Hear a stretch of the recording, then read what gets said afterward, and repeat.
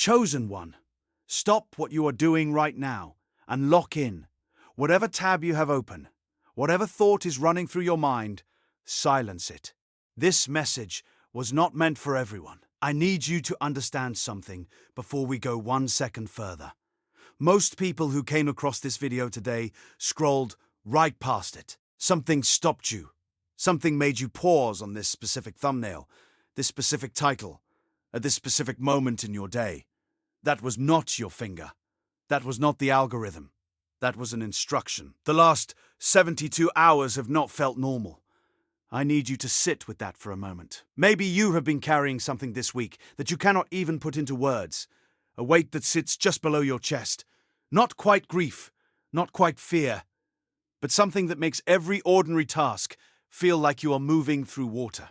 Or maybe you woke up at 3 in the morning this week and just lay there, staring at the ceiling, feeling like something in your life was about to shift, but you could not tell if it was going to be good or if you had already missed it. You have been wondering if you are the one person this was actually made for. You are. The enemy has been working overtime this week precisely because of what this message contains. He does not want you to hear the verdict I am about to read over your life. Because the moment you receive it, everything he has been building against you collapses. Think back to that moment this week when you almost reached out to someone and then stopped yourself.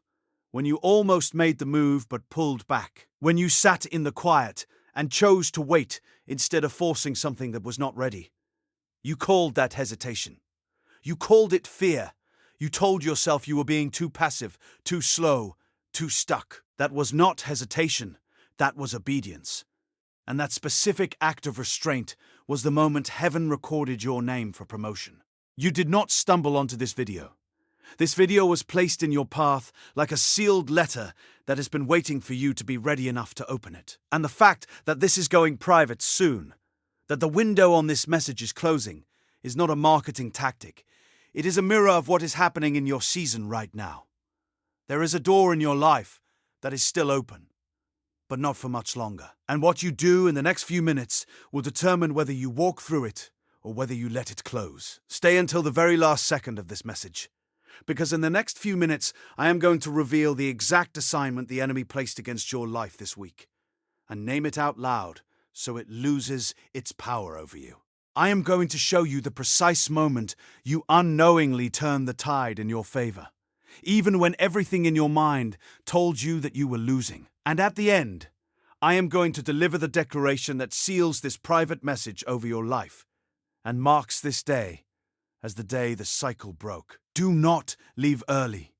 Your future self did not survive everything you have been through this week just for you to close the tab before the verdict arrives. My name is Zerekiel. I have spent years studying the hidden architecture of spiritual warfare.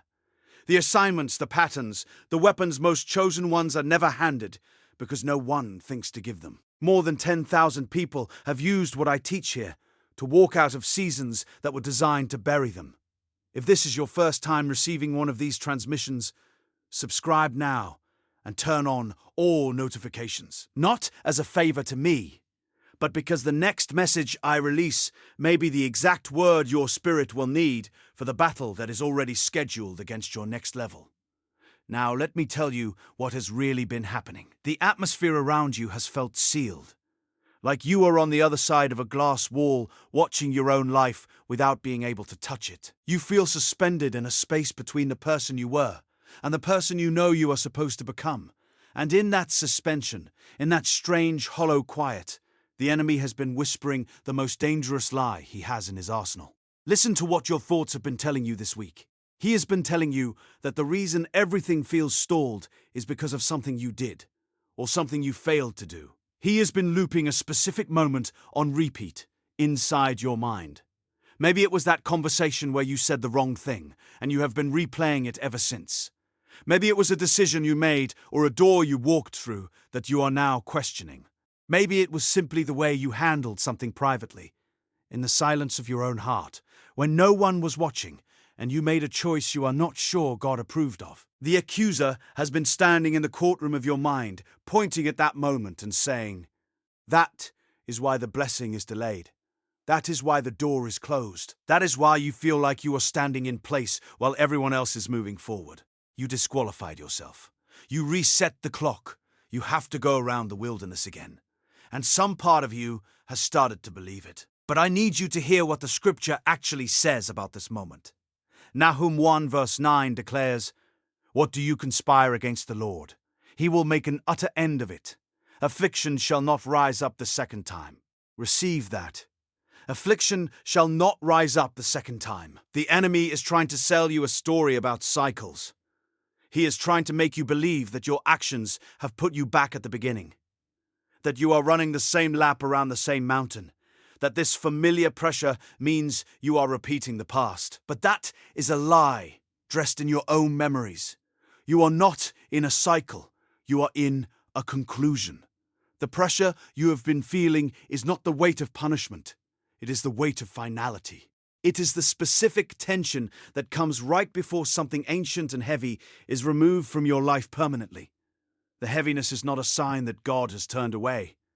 It is the sound of a door closing behind you on a chapter you were never supposed to reopen. That moment you have been calling your failure, the one the enemy keeps showing you on repeat, was not a mistake. It was the last required act of a war you have already won. You stayed quiet when you could have exploded. You held the line when everything in you wanted to collapse. You chose restraint when you had every reason to retaliate. That was not weakness. That was the signature on the enemy's eviction notice. And this private message, the one that is going to disappear, the one that most people scrolled past without stopping, it arrived today because heaven needed you to hear the verdict before tomorrow begins. You are not behind. You are not disqualified. You are not repeating the cycle. You are standing at the finish line of a war that was designed to destroy you. And it did not.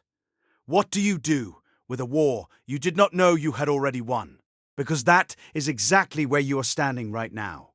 Not at the beginning of a fight. Not in the middle of one. You are standing at the end of something that has been trying to consume you for longer than you even realize. And the reason it has felt so heavy, so disorienting, so impossibly quiet is because the final moments of a war do not feel like victory. They feel like waiting. They feel like silence. They feel like you are the only one who did not receive the memo that the battle is over. And here is what most people never understand about that kind of silence.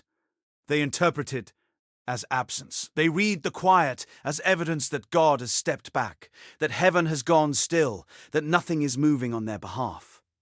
But what they do not know, what you are about to understand, is that the silence that follows the final blow is not emptiness. It is the held breath of heaven right before the declaration is made. Some messages don't just inform, they activate. If something stirred deep in your spirit just now, you may be ready to receive the chosen one's mantle. This sacred guide reveals the 12 divine codes behind your calling, your suffering, and your destiny. The codes that turn the life heaven already wrote over you into the life you actually walk. The link is in the first pinned comment, but only for a limited time. Now stay with me, because what I am about to walk you through is not a list of things you need to do to get your breakthrough. This is not a strategy session. What this is a revelation, layer by layer, depth by depth, of what has actually been happening beneath the surface of your life while you were trying to figure out why nothing was working. The first thing you need to understand is that you have been misreading your own story. You have been standing inside the narrative and calling yourself the character who is losing, when heaven has been writing you as the one who endures. And those are not the same thing. Losing and enduring look identical from the inside.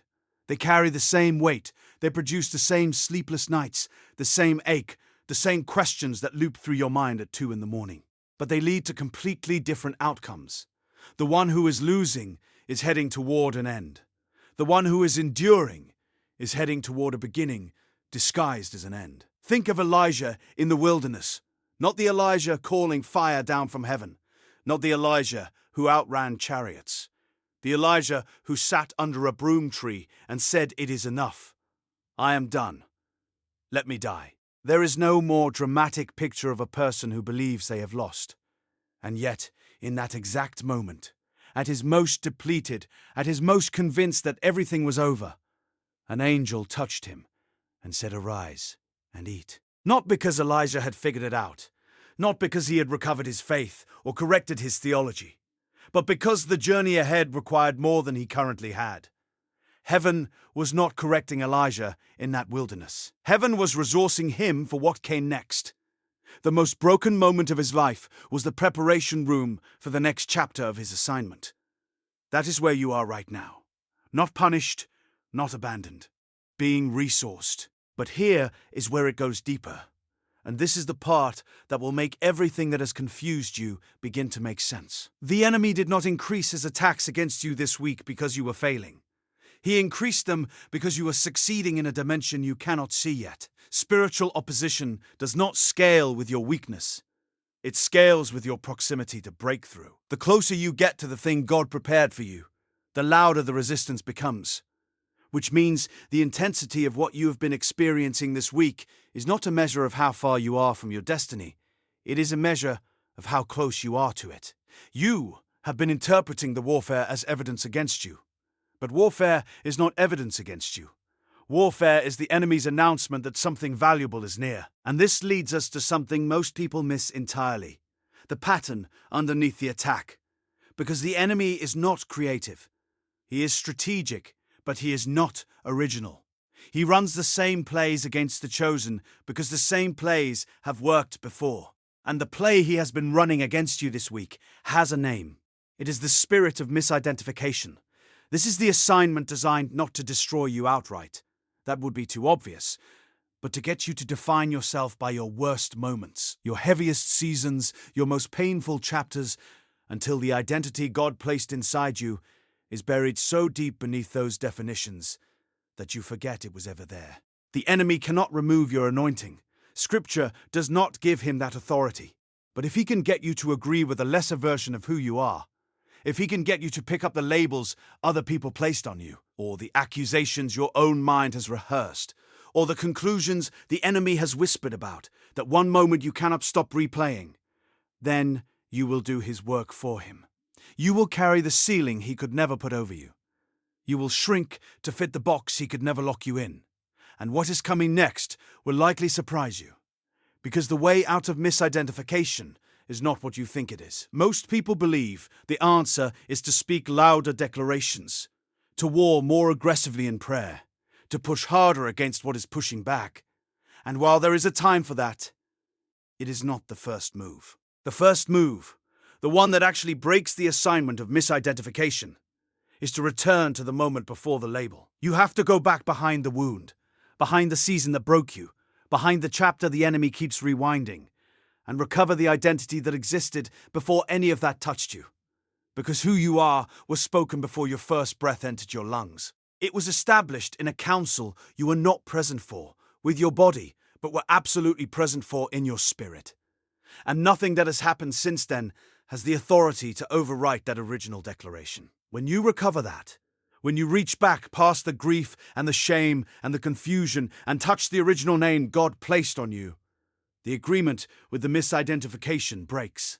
Not because you shouted it down, but because you remembered something the enemy needed you to forget. Now, once you understand that, you are ready for this next layer. Because recovering your identity is not the finish line. It is the beginning of what comes after.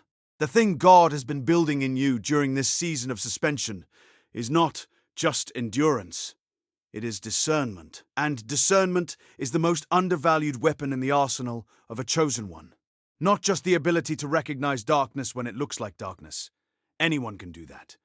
But the ability to recognize darkness when it has dressed itself up as wisdom, as caution, as protection, as the voice inside you that sounds reasonable, that sounds careful, that sounds like it is looking out for you, but is quietly working to keep you small. There is a voice you have been listening to this week that has been doing exactly that. It sounds like your own thoughts. It uses your language, your logic, your history. And it has been telling you things like, be careful. Do not get your hopes up. You have been here before, and you know how this ends. It has been making wisdom out of your wounds, making a theology of caution out of your disappointments. And that voice has been using your own scars as evidence that you should not move forward. But that is not wisdom. That is fear wearing the language of wisdom. And the difference matters more than almost anything else I could tell you tonight. Stay with me, because what I am about to share next is the part that breaks the cycle. And it requires you to be honest with yourself in a way that most people are not willing to be. The pattern that has kept you returning to the same crossroads, the same hesitation, the same question of whether this time will be different. It does not originate where you think it does. You have probably blamed it on a person, or a season, or a wound that left something in you that never fully healed. And those things are real. I am not dismissing them. But underneath all of those, underneath every external source you could point to, there is a belief, a single, quiet, deeply buried belief that has been operating like a root system beneath everything you have experienced. And that belief sounds like this: that what God has for others might not actually be available to you specifically. Not that God is unable, but that you specifically, with your specific history, your specific failures, your specific moments of getting it wrong, might be the exception to the promise. That maybe the blessing, the breakthrough, the opening is for a purer version of you that you have not yet become and might never fully reach. That belief is the deepest strategy the enemy has deployed against your life, not the circumstances, not the warfare, not the doors that closed. The belief underneath all of it. Because as long as you are trying to earn access to a promise that was already given to you by grace, you will always be working against yourself. You will always be positioning yourself as an applicant for something that heaven already issued in your name. And here is where it gets confrontational. Because this is the part that most people walk away from uncomfortable. But it is the part that actually sets you free. The suffering you have been through was not a qualifier. It was not meant to make you worthy. The chosen are not chosen because they suffered well. They are chosen before the suffering begins. The suffering is not the prerequisite. It is the process by which what was already inside you gets revealed. Like fire does not create gold. Fire reveals it. Everything that has burned in your life was not God testing your worthiness. It was God surfacing what was always there, stripping away everything that was never you to begin with, until all that remains is exactly what He placed inside you, before the world had its first word about who you were. You have been trying to become something you already are. That is the revelation that changes everything. And I need it to land before we go any further. You are not on a journey toward your purpose. You are on a journey of remembering that you already carry it. The delay you have been experiencing is not God withholding. It is God waiting.